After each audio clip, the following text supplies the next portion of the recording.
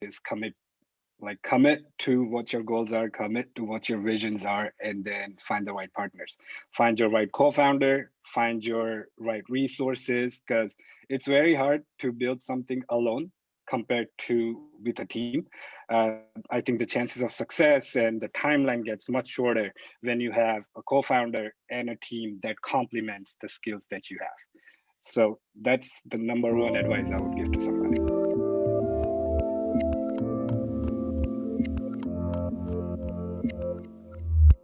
Hey everyone, this is Devin Miller here with another episode of the Inventive Journey. I'm your host, Devin Miller, the serial entrepreneur that's grown several startups into 7 and 8 figure businesses, as well as the founder and CEO of Miller IP Law, where he helps startups and small businesses with their patents and trademarks. If you ever need help with yours, just go to strategymeeting.com, and we're always here to help. Now, today we have another great guest on the podcast, Ravi Patel. And to give full transparency, Ravi's an awesome client of the firm, and so I already know or have a relationship with him. He had some really cool technology, some cool things he's working on. Said, hey, you'd be a great guest on the podcast. So I invited him to be on, and absolutely excited to have him here. So just as a quick introduction to Ravi, so he went to high school and college in India, did a master's at NYU, and got an engineering degree. Also met his co-founder at NYU, and both of them had engineering and business backgrounds. I think they were either and you'll have to correct me wrong, either roommates when they met or roommates after they met. But then they decided that they were always kind of bouncing ideas off of each other. What would be a fun idea? What would work in the marketplace? And they kind of landed on Murphy beds for apartments. And so they looked at that, and there wasn't really any good options out there, and they were all extremely expensive, and they didn't work very well. And so as they graduated, Ravi went off and worked for a consulting company, and they also decided to design and work on doing Murphy beds on their own. So went through the several features of what they wanted, what would be cool, what would be different about the design process. Design process took a while. Went through a few different manufacturers to figure out one that could manufacture the complexities of what they wanted, and that's kind of led to where he's at today. So with that much as a brief introduction, welcome on the podcast, Ravi. Thank you, David. It's a pleasure to be here. So I gave kind of the quick run through of a journey that took much longer in time than the 30 seconds that I went through it. So maybe take us back a little bit in time to doing high school and college in India, and how your journey got started there. Yeah, absolutely. So I, as you said, grew up back in India, did my high school and college in India, where space was not necessarily the problem for my grow where I grew up, but we always had enough parking, enough space. But then after the college, moved to New York City, started attending New York University for my master's, and as you said, that's where my co-founder today and a very good friend met, and it was an instant spark between our personalities, and we started hanging out a lot together during college. We weren't roommates, but we always visited each other, stayed over at each other's place, and always talking about something that we can do outside of the college and getting a job and the usual route. So we spent many nights talking through what can we do, and unaware of the fact that the problem was right in front of us in our New York City apartment, shoebox Now, one apartment. question I'm going to dive in just because I'm curious. Before we dive into the final solution that you guys landed on, what were some of the crazy ideas or some of the ideas that you guys came up with that you didn't pursue or you didn't end up going after? Yeah, so I mean, as long as maximizing space and making it more functional is concerned, and our motive was to be able to host friends without having them sit on our bed, right? So we were like, what else can we have? Like, if we get 5 chairs, that's not gonna fit. So the only viable option for us was the humble Murphy bed, right? And we really didn't land on any other solution to just make the space more open other than the Murphy bed. And we always knew that there is a product like this that exists. We never looked for it, but we knew we can. So to be able to solve our problem, and that problem actually we couldn't see it. It wasn't right in front of us, but we couldn't see it. So we were just talking about what else can we do, what else can we do. So to your point, we started a management consulting firm before the Murphy bed development or was conceived. And a year and a half into the firm, we were like, now we are in a position to really get started with this vision that we had years ago. And when we had that vision years ago, obviously we went out to look for that perfect Murphy bed, and we were very disappointed to learn that the Murphy beds available out there, the design is kind of stuck in the 70s, and the appeal factor is not as strong, especially when you compare the price tag that comes with it. So it's like 5,000 for a regular Murphy bed, and we couldn't really justify the appeal factor to the price factor. And then when you add delivery and installation in the mix, that's usually third parties that the buyer has to get involved.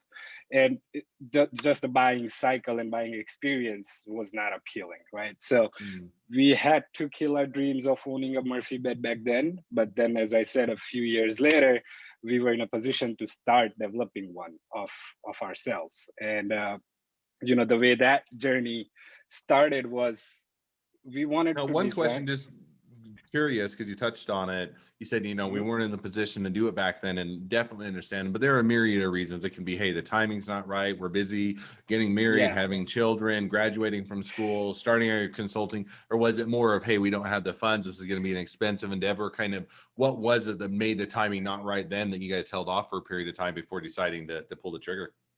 Yeah, so that time was when we were actively pursuing our master's degrees, right? So, Mm. I mean, you know that for a fact that pursuing a master's degree is not an easy feat. So, and we knew that developing something like this would take full time dedication and commitment on top of the resources, which is time, money, and people.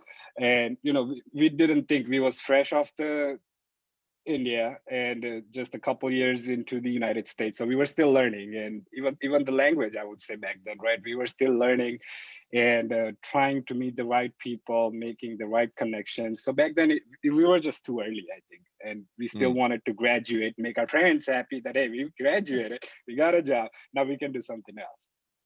Now, go figure. How crazy is it? They want you to graduate and actually, be able to utilize all the time and expense to go into school. So, no, that definitely makes sense. So now you guys get into that for a period of time. You do the consulting firm, and I think if you can correct me where I'm wrong, I think that's still active and still going. But Yes. if not, so you're doing the consulting firm for a period of time, and then what was it what triggered you guys to kind of go after again the Murphy bed and the concept that you guys said, hey, we think there's something here, but the timing's not right. What kind of was that trigger Mhm. to jump back into it?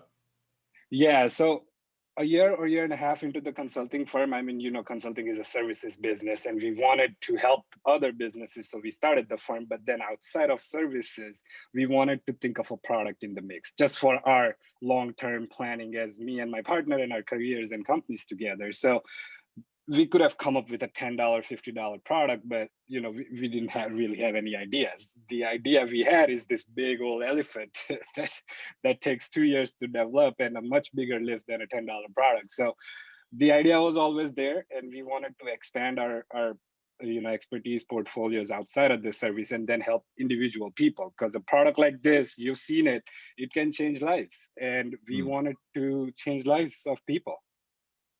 No, I think that's cool, and the timing definitely makes sense. So now as you guys are kind of jumping in, you say, okay, timing didn't make sense then. We water under the bridge took some time. Now timing does make sense, and you guys are getting that going.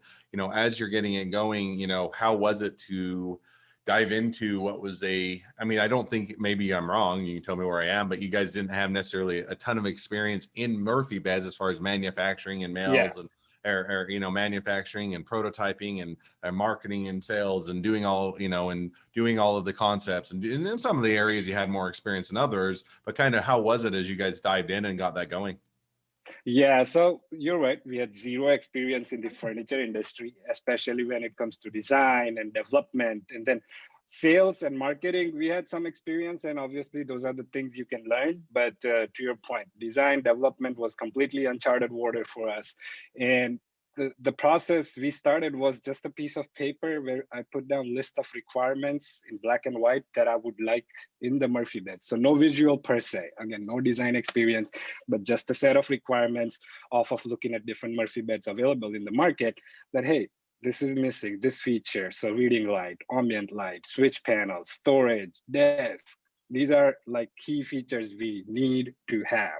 So that was the type of requirement list I put together. And then we started looking for a designer who can take that set of requirements and put it into a visual. So I reached out to my high school friend back then. and she gave her the vision, gave her the requirements, and she loved it, and she got to work. And I think a few weeks later, she came up with few drafts of the design. No, that's cool. And it's always interesting. A lot of times, as you're getting a business started and up and going, oftentimes you'll turn to your friends, one, because you know that they're talented, they're reliable, you have a good working good connection with them, relationship. So it's Mhm. interesting how oftentimes as you're getting a business going, that's naturally who you turn to first is, hey, who do we know that can Mhm. help us here, as opposed to, going or shooting in the dark, so to speak. So definitely makes sense. So now your friend comes up with the design, says, okay, takes a few weeks, you get that Mhm. knocked out. How was it as far as, now figuring out how to actually make and manufacture this thing that you guys have come up with, on the pen and paper as a design? Yeah, yeah. So, after the design, up until the design, we were never really worried about how we're gonna develop it, how long it's gonna take. We just took it step by step. That hey, the first thing is we come up with requirements. Second thing is we put a visual to the design. Now that the design is ready, let's look for manufacturers who can manufacture this for us. Now, when it comes to the Murphy bed that we have come up with, the design, it required 100% custom development. It wasn't an off-the-shelf product that you make some changes and it turns into our design now. So we got turned away from, I think, 3 or 4 manufacturers because they knew it was going to take a long time for them to perfect our product before they see some money coming in their way. So a lot of them didn't really take up the challenge to develop our design, but then we landed on the last option that we had, and we got lucky. The guy is really good, and he accepted the challenge. He was like, Ravi and team, you have designed something amazing. I've been doing this business for 5 decades, manufacturing the beds, but this is really something cool, and I would love to take on the challenge to develop this for you guys. and Mm. and then it was a process in its own that we'll get into. No, and that definitely makes sense and sounds like it was. And so, one other kind of question, just diving into, because it's interesting in your journey, as you're finding, a lot of manufacturers saying, hey, this is too complicated, it's more work than it's worth, we don't want to die, or we don't want to take on the project. How did you find the manufacturer that would actually do that? Were you flying out and meeting with a lot of people? Were you sending out emails? Were you asking your network? Or kind of, how did you go about finding that initial manufacturer? Yeah, so I did everything I could. It included everything that you said. Calling people that I know in the industry, them calling their people, so second circle, then flying out, writing emails, everything. But I think what really stood out was the second circle. Because when you call the people that you know and you can count on, and they call further, that really speaks volume. Because number one, they believe in what you're trying to do. So that's the introduction relationship that they have with the other person, and that's what really got us to where we are. Hmm. So now you get the you go from design, you go to manufacturing, and then you actually get it. How long was this process, kind of from the when you originally started with the idea to where you actually had something manufactured that you could start selling? Yeah, so I think it took about a year and a half to 2 years from that requirement list to a prototype or 3 prototypes that we could actually market and sell. Hmm. So now you get the prototypes you can market and sell. You put, and that's always, first of all, it's a lot of time, it's a lot of investment, both on time and money to do all of this. And you put it out in the marketplace, you actually put it for sale or start taking, trying to take purchase orders. How was it? Was it, hey, we had a flood of orders and people loved it? Was it, hey, it was a slow Yeah. build and we had to figure out the marketplace? Hey, we did a lot of trade shows. The timing was horrible. The timing was great. Kind of clue us into how that went as you were getting things up and running. Yeah, so we are still in the process. The website is work in the work, so we haven't really started the full blown sales efforts, but we have tested the market. We have reached out to different businesses, some direct customers. They've reached out to us on our Instagram page, and they're like, "Hey guys, this is beautiful. Can we buy it?" So we haven't really opened up the doors to everybody for sales yet. But to your point, we know it for a fact that it's gonna take a lot of dedication, right? Reaching out. It's not gonna be an easy sale, even with a product like this, which is something that people have never seen before. It still takes a lot of education and awareness, brand awareness, and on top of all that, like it's not just the Murphy bed. As a brand, we have to educate them that Oklo is more than a Murphy bed, and how can we back that statement? And Mm. then that goes into our design process and thinking and what type of things we considered in our design.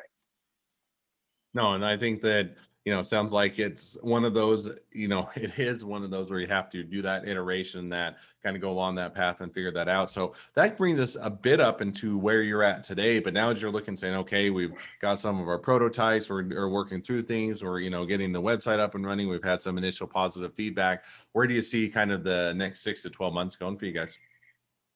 Next 6 to 12 months, we see quite a bit of sales coming, manufacturing ramping up, supply chain, delivery, installation. So all the operations, we are looking forward to it. It's going to be a lot more than we expect, but we are ready for it.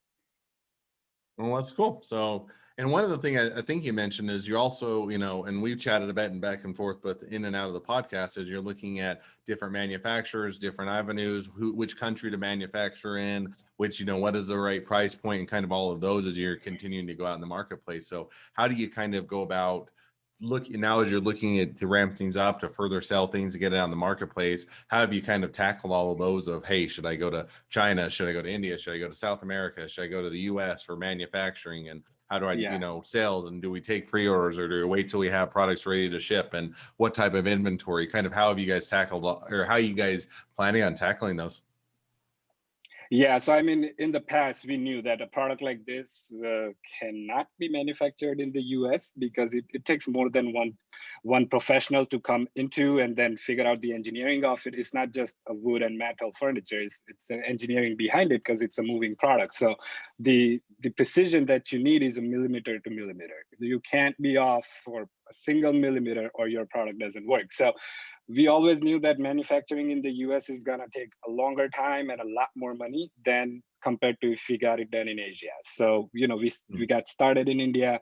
India has a lot of good manufacturers that does this job. And, we were lucky to find the right one who took the ride with us. I mean, which manufacturer sticks with you for a year and a half to see the money, right? So Mm. we did find the right partners in the process.